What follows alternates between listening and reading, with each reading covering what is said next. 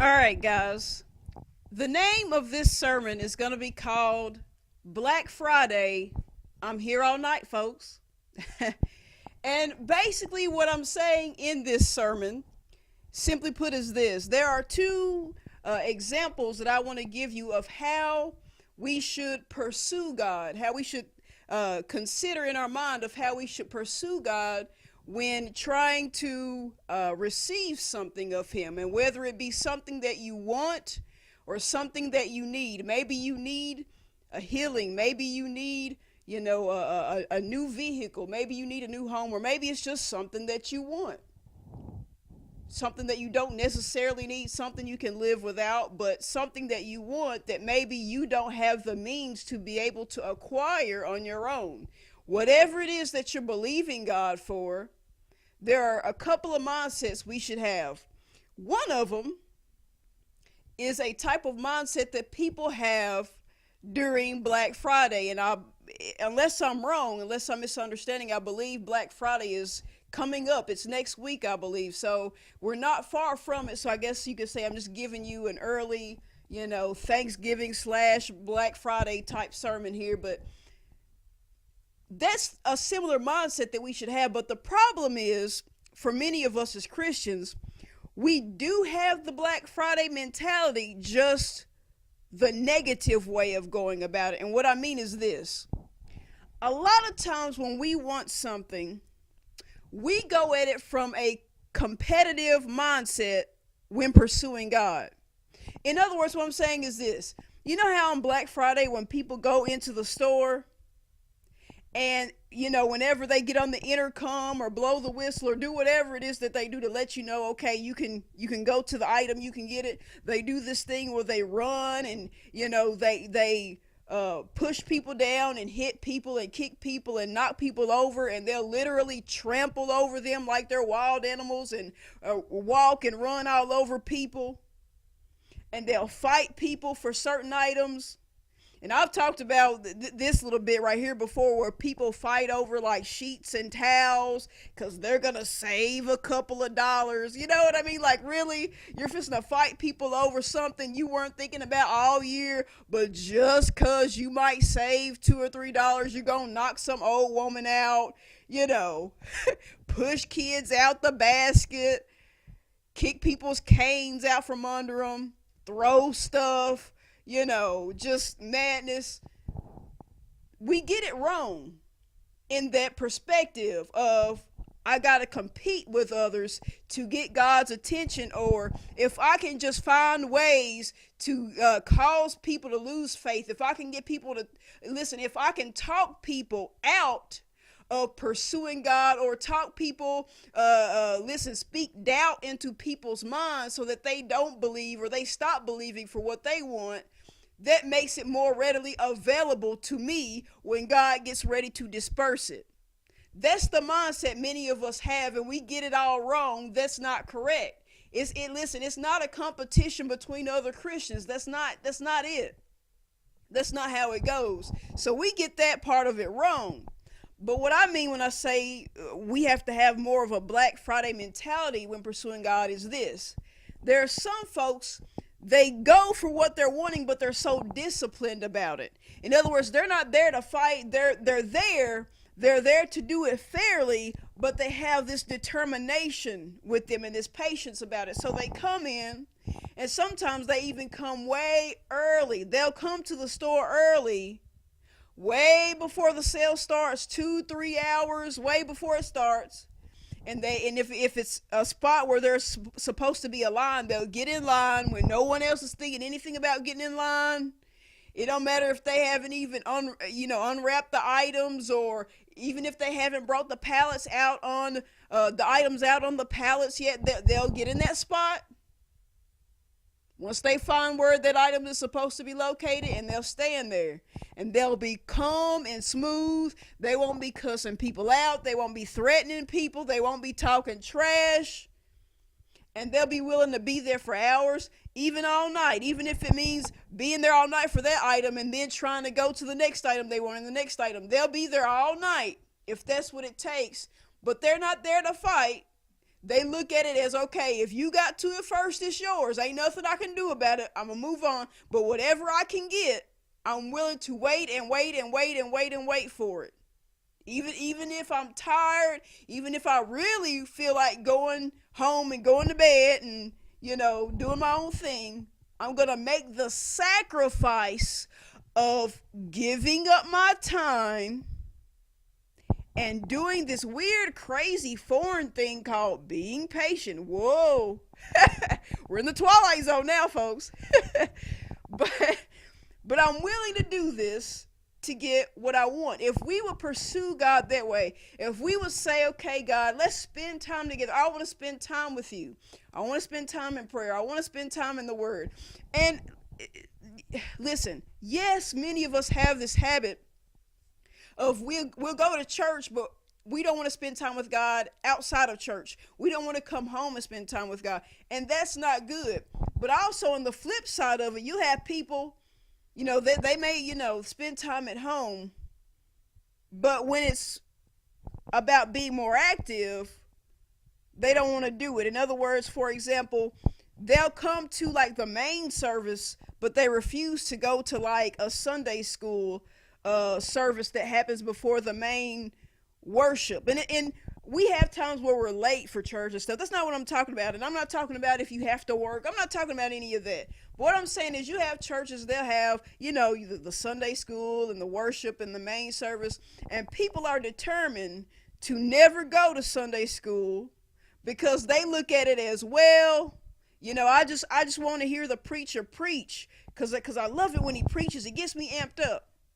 But because you have to be a little bit more disciplined to go to the Sunday school because it's more about teaching than preaching, you don't want to go to the teaching because it may not necessarily hype you up and make you feel good. So since it's not going to get you amped up like a hype man, okay, like a hype man and a DJ on stage, right, behind some rapper, you don't want to go because it's not going to entertain you.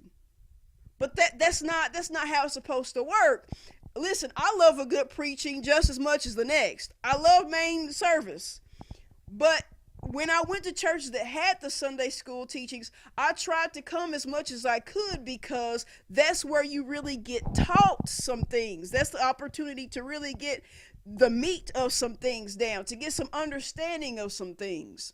So my point is, if we would just have that Black Friday mentality, if we took it and used it to pursue God the way we pursue material objects at the store, if we didn't just want to do that just that one time a year, but we did it regularly with God, we would have amazing results, because what God can do for us is greater than what a Black Friday sale could do for us. So that's the first point.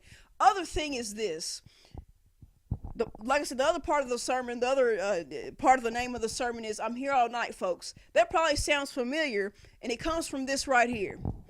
Sometimes on TV shows or even in the cartoons, there'll be a part where, you'll see a comedian on stage, and they're giving their routine, trying to make people in the crowd laugh.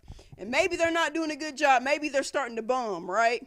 And the people are starting to boo them. Boo, And you know how it is, sometimes people, they might even throw stuff on the stage, or if it's in the cartoons, they'll throw tomatoes or whatever.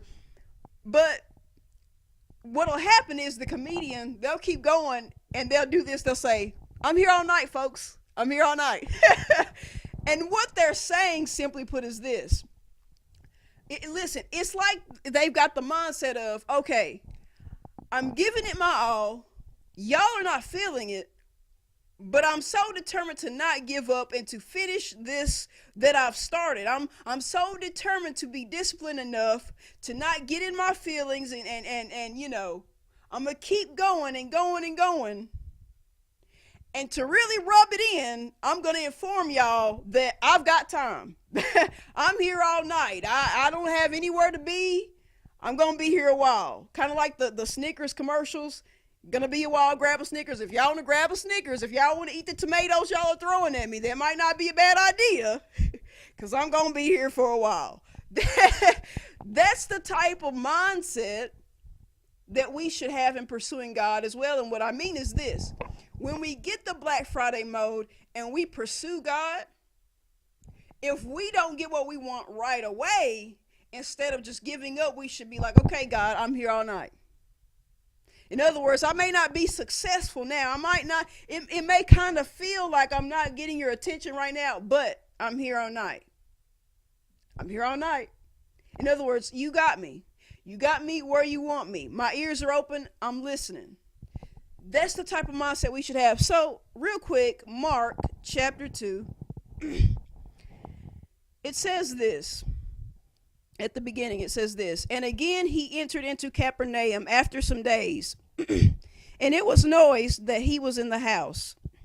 And straightway many were gathered together, insomuch that there was no room to receive them, no, not so much as about the door. And he preached the word unto them. And they come unto him, bringing one sick of the palsy, which was born of 4. And when they could not come nigh unto him for the press, they uncovered the roof where he was. And when they had broken it up, they let down the bed wherein the sick of the palsy lay. When Jesus saw their faith, he said unto the sick of the palsy, Son, thy sins be forgiven thee. But there were certain of the scribes sitting there and reasoning in their hearts, Why doth this man thus speak blasphemies? Who can forgive sins but God only? And immediately when Jesus perceived in his spirit that they so reasoned within themselves, he said unto them, Why reason ye these things in your hearts? Whether is it easier to say to the sick of the palsy, Thy sins be forgiven thee, or to say, Arise and take up thy bed and walk?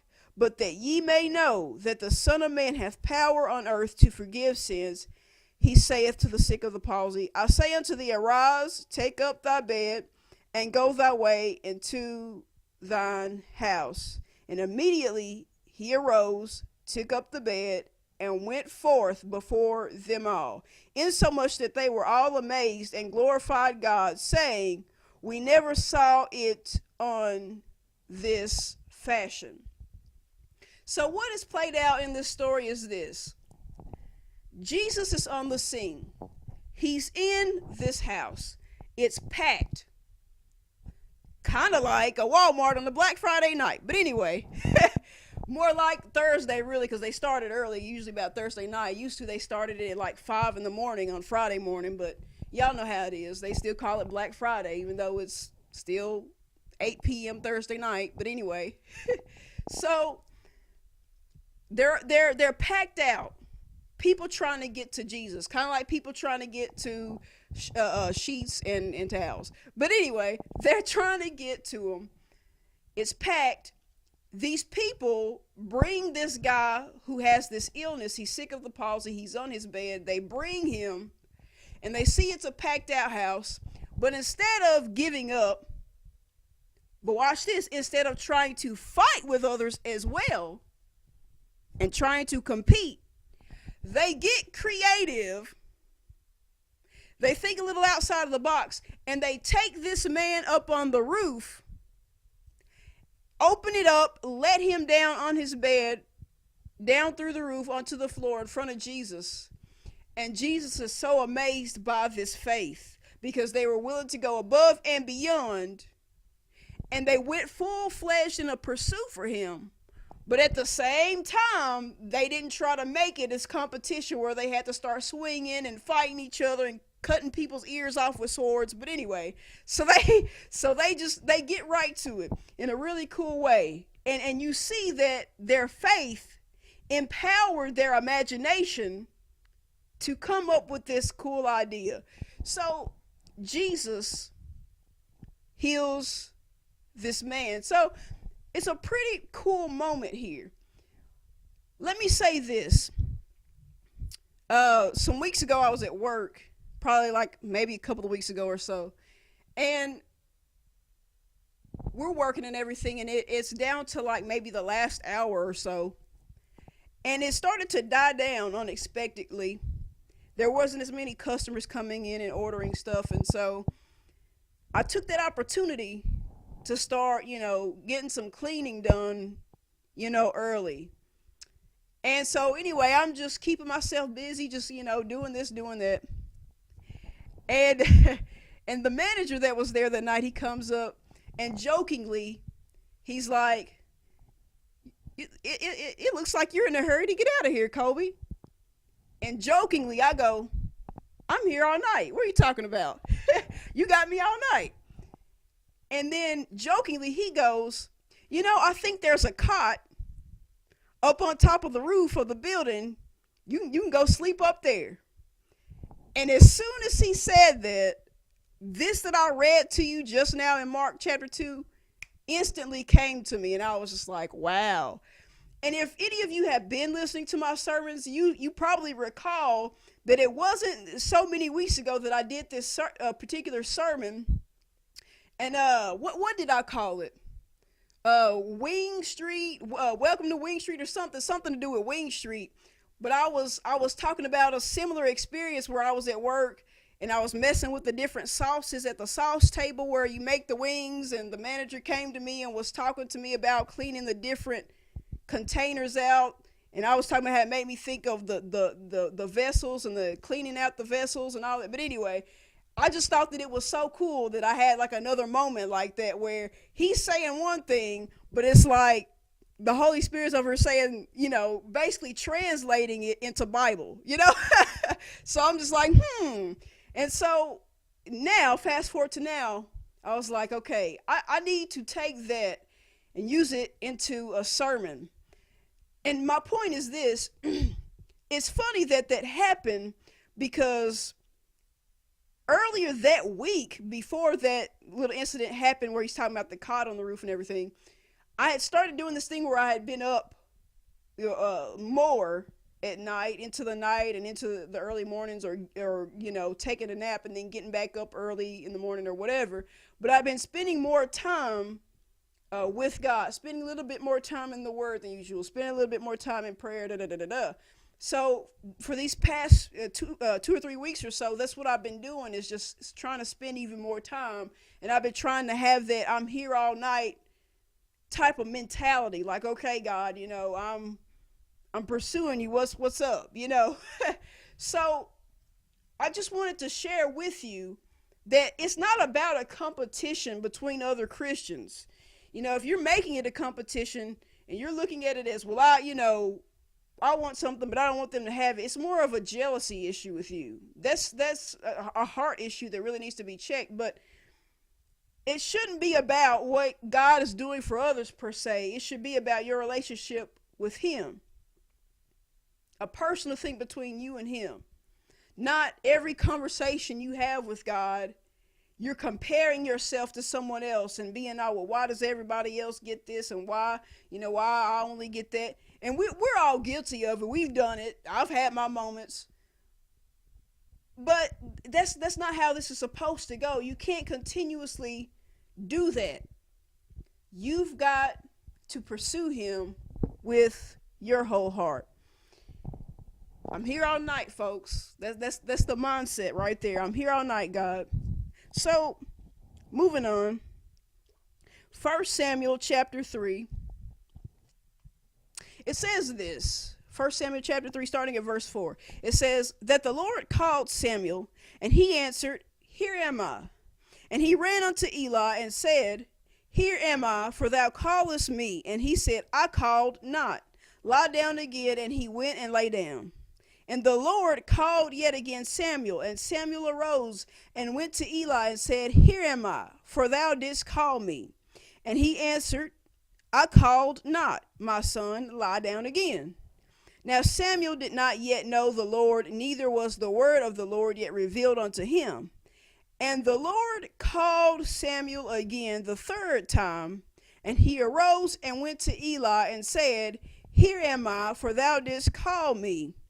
And Eli perceived that the Lord had called the child.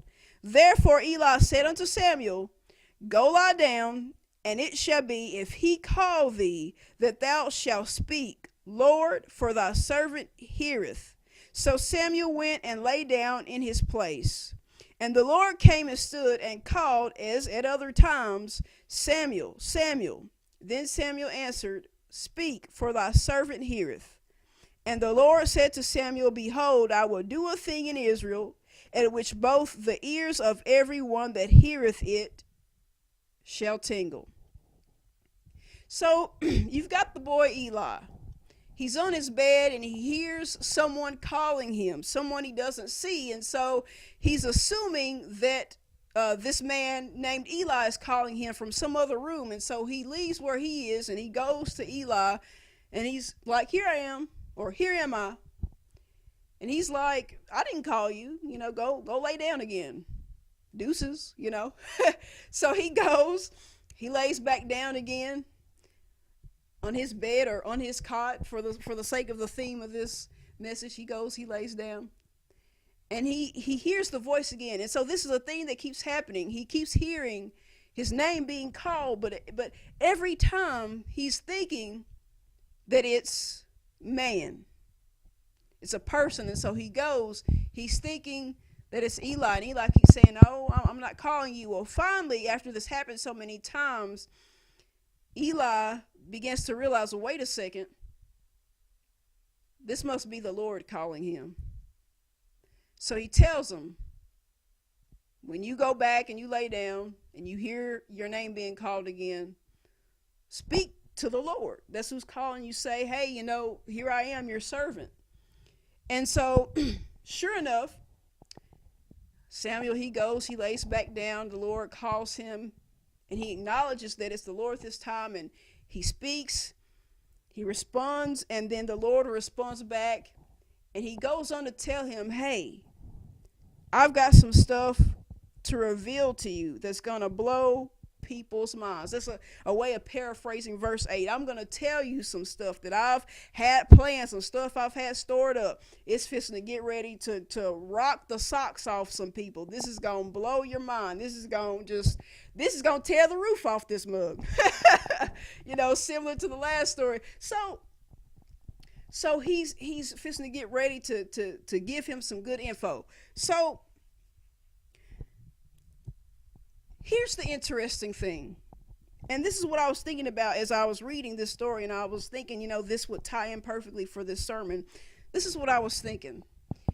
Many times we kind of mess up because so many times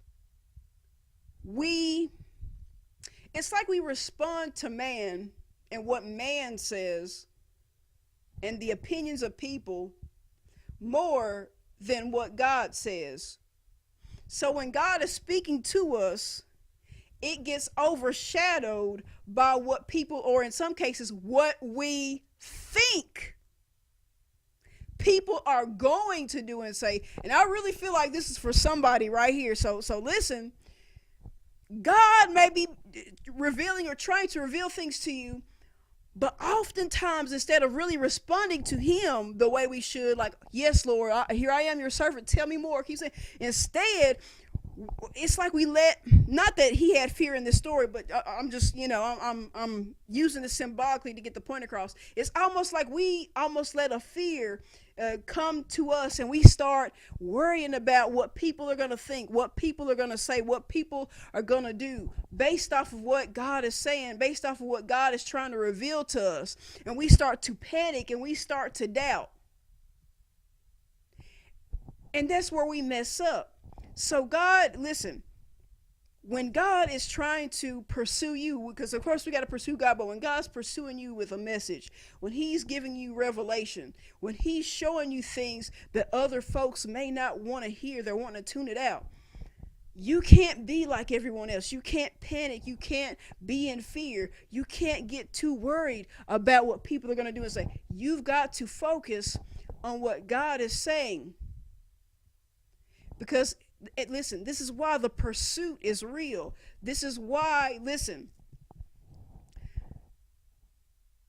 when he finally acknowledged God and he opened himself up, here I am, your servant. I'm listening. I'm all ears. All he was saying was, I'm here all night. In other words, you got me. Whatever it is you want to say it. Here I am. I'm listening. Whatever it is that you have to say or reveal, regardless of how other people would react to what you're telling me now, I want to be one of the people in the minority that receive it now. Instead of having to catch the backlash and having to look at reality after the fact, after what you've had planned out starts to play out, and it's too late for me to ride the wave. So you've got to have that I'm here all night mentality, not the mindset of I'll listen, but if the opinions of man is too great, I'd rather tune you out and hear what the guy next door has to say, or what the person in the other room has to say, so to speak.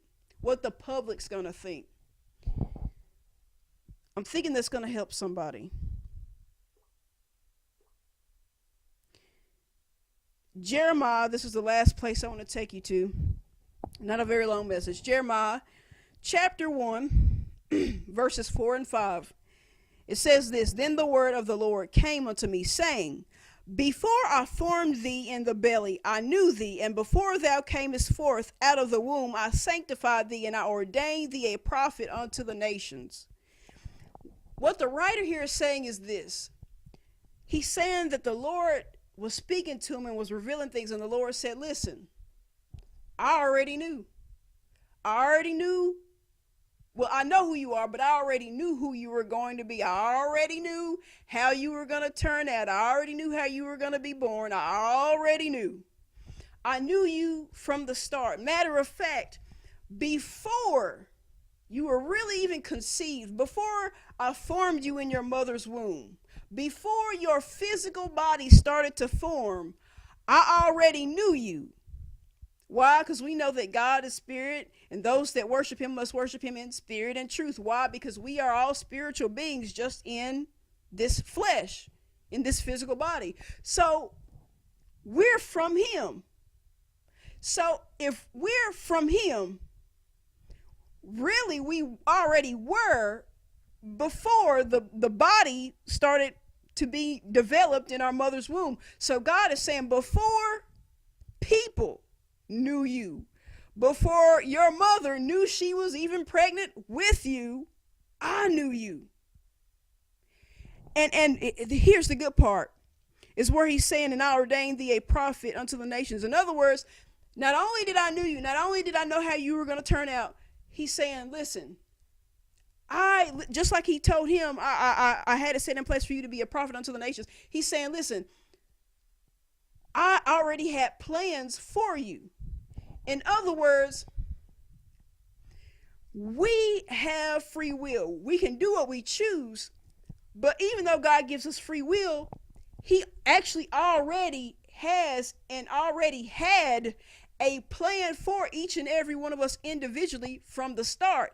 But many of us don't pursue God to see what his true will for our lives are. So we go through life trying to figure things out, and God is just like, okay, cool, but guess what?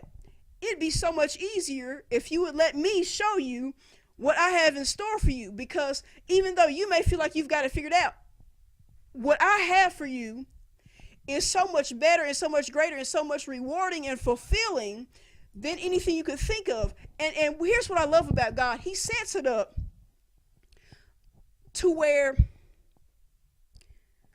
oftentimes to fully do all that he has for us to do or wants for us to do, we have to be willing to get out of our comfort zone to do it. So a lot of times we say, okay, I want to do this, I want to do that, da da da da. And sometimes we base it off of what we think we can accomplish and what we think we can overcome and what we think we're strong enough for. And so when God comes on the scene and says, what about this?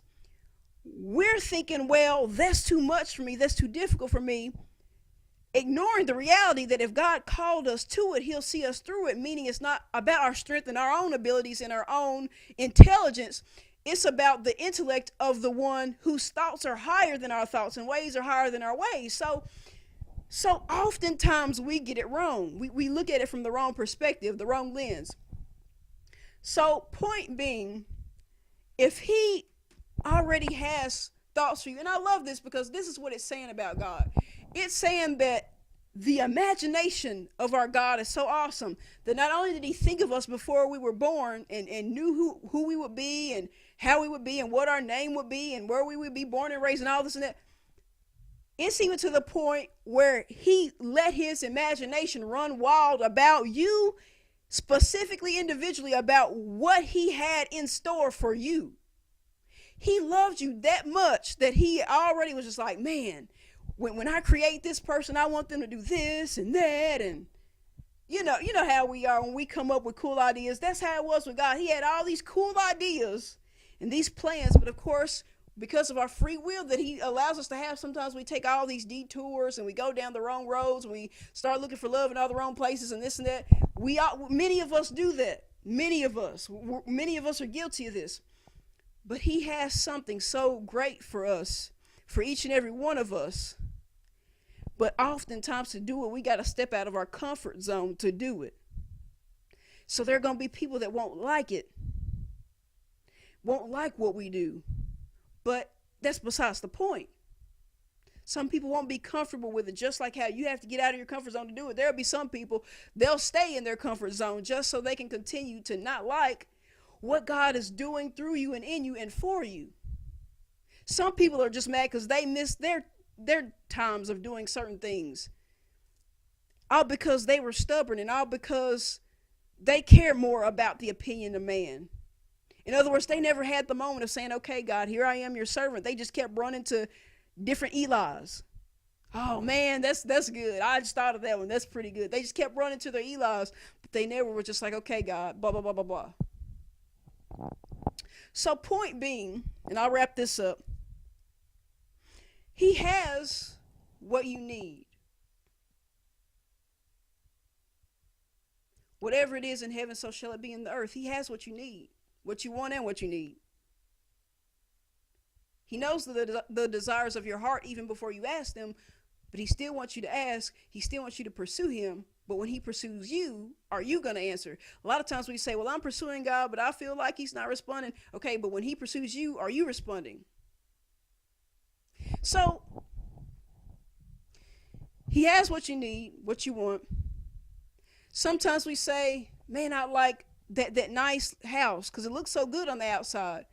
And God's just sitting back thinking, oh, but if you knew what it was like on the inside, it's so rough in there, you wouldn't want to take the money and time to try to repair it. Just trust me, you don't want it. That's what he's saying. You're saying one thing, you're looking at the outside, and God's like, oh, but I'm looking at the whole package. So there's that. Maybe there's a certain type of vehicle you want, and you're thinking, oh, it looks so cool, and it's the thing. It's the trend, and God's just like, okay, but man, I would prefer you have that over there because, if you get what you want, later on you're going to be mad because it's breaking down 11 times and because gas prices are killing you, but this right here is more fuel efficient. You know what I mean? Oh, goodness. You may think, okay, I would like that type of job because I know there's a lot of money in that. And God's thinking, okay, but these people, they're coming out smiling when they get the paycheck, but in between those checks, there ain't no smiling going on. They're miserable. They hate their job. They hate themselves.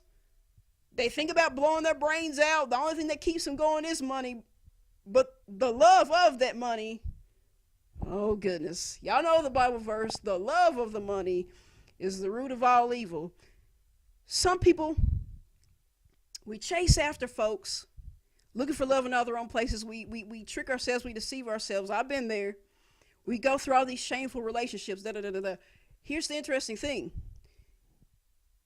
If God has someone specifically for you, even if being with that person is something that's going to upset some people, it's besides the point. Because once you get to know that person, once you really get to know them, the real them, you'll be wishing y'all had made a connection a long time ago. Think about it. God made Adam, and he made Eve for Adam which lets you know he has somebody for everybody. But then what I love the most about it is instead of just making Eve from the dust of the earth the way he did Adam, he pulled Eve out of Adam, which I've done messages on that already. That's a whole sermon by itself. But he took what he needed out of him. In other words, who he has for you will complement you perfectly as if he really just took that person right out of you. Oh man. Have you ever just met somebody and it's just like instant, like, oh man, like the chemistry's there, connection is just great. Y'all got all this weird stuff. You know it's something when y'all got the weird stuff in common. Kind of like when people talk about making it to what they call the weird side of YouTube. Like you watch something, you just watching a little old innocent documentary. You fall asleep, you wake up, YouTube's playing something crazy. It's like, how did I get on the weird side of YouTube? All I did was fall asleep.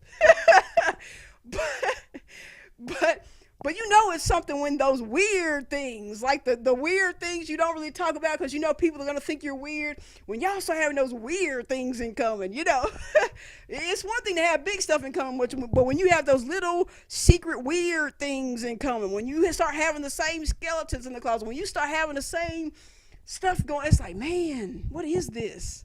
This is the good Twilight Zone. I missed this episode. But you can't get caught up in what people are going to think or say. It doesn't matter if it's friends, family, strangers, people on the job. All that's irrelevant because if you step out of faith, God's got you covered. It's just like when Peter had to step out of the boat and he was making his way to Jesus. He was getting it. But it wasn't until he started looking around and being concerned about everything going on around him that he started to sink. And it's similar to what I was talking about last sermon when I was talking about being conveyed, when Jesus conveyed himself, and I compared it to being on a conveyor belt. And it's like being an inanimate object on a conveyor belt and going ahead and going to where you need to go and to the people you need to go to. And I was talking about how when you're an inanimate object, you don't look around and wonder and da-da-da-da-da. You just go from point A to point B. That's what Peter was doing. He was being conveyed to Jesus, but he stopped being that inanimate object and he started going by his feelings and worried about what was going on and worrying about the winds. Don't get messed up about the winds people throw your way, trying to blow you off track, blowing you off the conveyor belt. Don't worry about that. Just pursue Jesus. Pursue his will.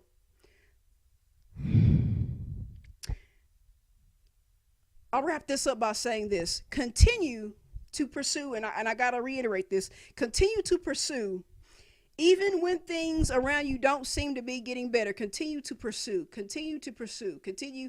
Winds are going. Continue to pursue. Storms raging. Continue to pursue. Pursue God. When you don't get what you want right away, keep trying, keep trying, keep trying. Okay. All right. If any of you remember Aaliyah, the R&B singer Aaliyah, she had that song, Try Again. If at first you don't succeed, dust yourself off and try again. Just keep trying. Just keep going. Just keep pursuing. Keep doing it over and over. Anyway, y'all got the point. I'll pray us out of here. Heavenly Father, I thank you for another time to minister another word. Lord, I pray that those who need this word, and I know somebody needs this, and it may be many people, but whoever needs this, let them not be concerned, Lord, with not only the opinions of man, but even the so-called hearts of man.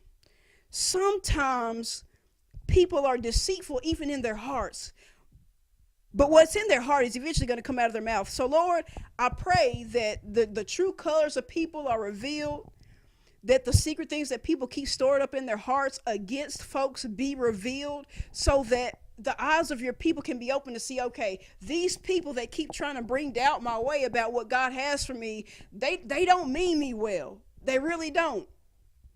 I've known them forever, but that doesn't mean that they're concerned about me as much as they are their own comfort level.